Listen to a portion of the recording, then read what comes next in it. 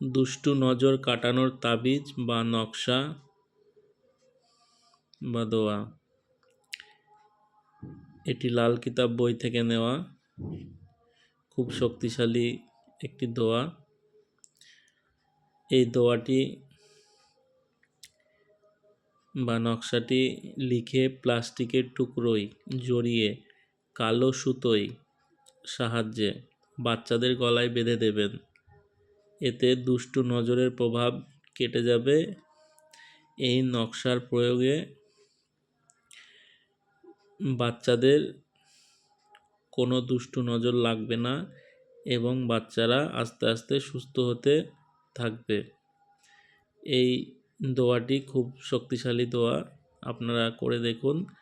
আপনাদের বাচ্চাদের দুষ্টু নজর থেকে রক্ষা করবে এই তাবিজটি। দুষ্টু নজর কারোর লাগবে না, কোনো বাচ্চার। যে কোনো দিন আপনারা এটি করতে পারেন, করে দেখুন, খুব উপকৃত হবেন। সবাই ভালো থাকবেন, সুস্থ থাকবেন।